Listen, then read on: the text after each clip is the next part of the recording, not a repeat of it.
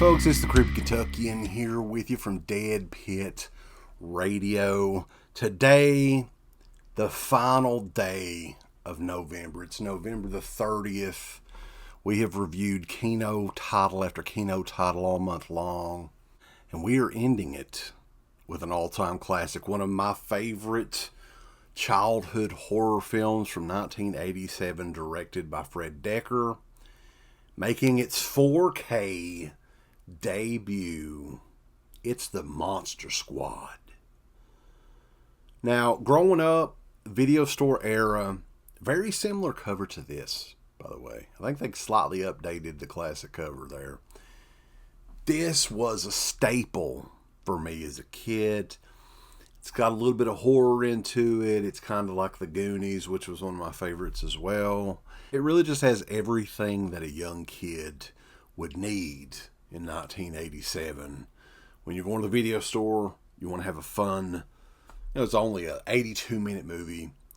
Beautifully made, beautifully shot, cheesy, corny, great special effects and everything. Just an all-around great time. It's a good rental. But what people don't realize is when this movie came out theatrically, they had very high hopes for this thing.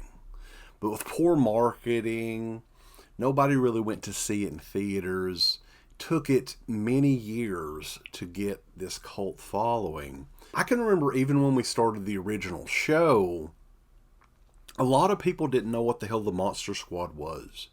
It wasn't until the DVD was released from Lionsgate back in 2007 that this movie's fan base kind of exploded. Everybody loved it. They're like, oh, this is the best 80s horror movie that I've never seen.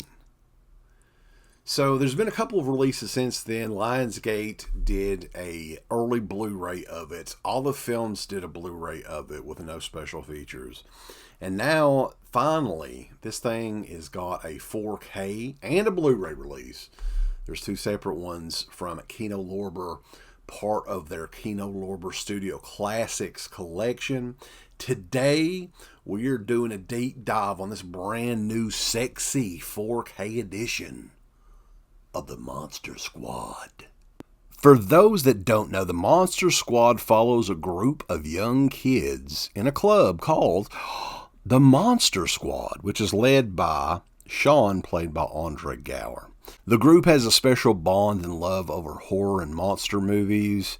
They have a clubhouse, and now the group of friends find themselves in the midst, within arm's grasp, of the whole gang of classic Universal monsters: Dracula, Frankenstein, the Wolfman, Gilman, and the Mummy. When it's discovered that Sean has gifted Abraham Van Helsing's diary, which will lead the monsters to an amulet that will help them rule the world, the monsters are after Sean and the Monster Squad. But with the help of Sean's baby sister Phoebe and the legendary scary German guy, with the use of the amulet, they are hoping to rid the earth of the monsters once and for all. Now, just a year before this, Fred Dekker did Night of the Creeps, which is a cult movie in its own right. It was a little bit more of a commercial success than the Monster Squad. But this was one that you could tell that they were thinking, oh man, this is going to be huge. This could be a franchise, especially towards the end of the movie, you get that. But unfortunately, it never happened for the Monster Squad. I am not really sure why it didn't. I know that the original theatrical posters, some of the artwork that they used and everything was really bad. I think that the studio really didn't know who to market the movie to. But this movie is a lot of fun. Lots of great one-liners in this movie. Creature stole my Twinkie. Wolfman's got nards, etc., etc. You can go on and on. Very quotable movie. Brief movie, 82 minutes. Lots of fun. Great special effects. Stan Winston's effects team worked on this. Probably my favorite Wolfman ever in a movie. Just a lot of fun. I love the Monster Squad. It's one of my favorites. I mean, look at the hat. I've got the hat, man. So these kind of go right together, don't you think? So anyway, I mean, this 4K edition of the Monster Squad out from Kino Lorber. Gorgeous artwork there, covering everything. And I really love the slip cover, right? And the movie actually, you like that artwork there, actually have a reverse cover arts that has, it isn't the original theatrical artwork, but they did update it. There was a member of the squad that was omitted from the original artwork that they added back there. You can see Phoebe holding scraps there, put in between Horace and Rudy. But yeah, I mean, as far as special features, there are some on this. We're going to talk about those as well. You do have 2 separate audio commentaries on this thing with Fred Dekker and cinematographer Bradford May. Another one with Dekker and the Monster Squad themselves, Andre Gower, Ryan Lambert, and Ashley Bank.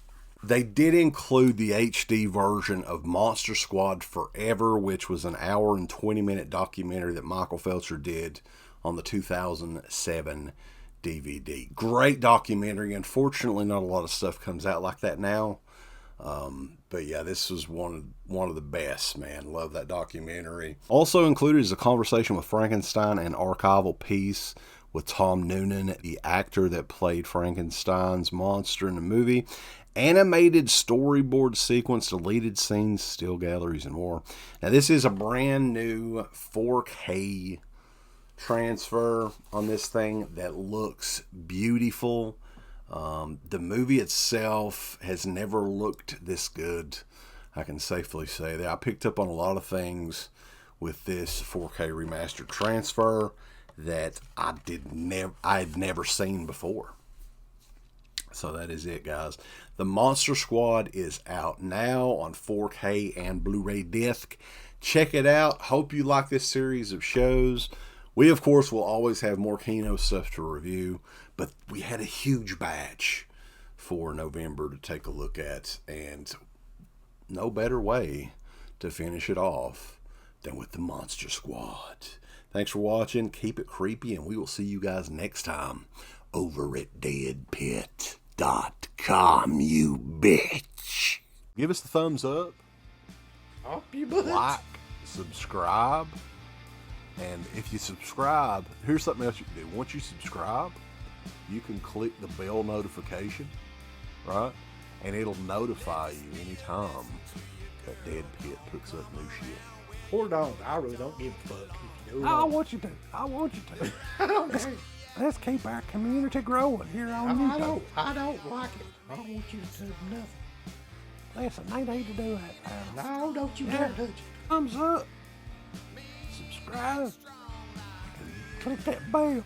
There's all kinds of wonderful shirts over at shop.deadpit.com. Simply the best horror shirts. On TeePublic, there are others, but they all suck. You can get some Dead Pit radio shirts. You can get Last South on the left. The Hills Have Eyes. Texas Chainsaw. Oh, wait, you can't say Texas Chainsaw. All kinds of shirts, folks. You're gonna love them. Shop.deadpit.com. Thank you to all of our supporters on Patreon. Dead Pit on Patreon.com is the only place to check out a complete archive of the old Dead Pit radio shows all the way back from 2005 on, in addition to the midweek shows, fan commentaries, exclusive podcasts, and much more. Dead Pit on Patreon.com if you're interested. Tiers start at only $1.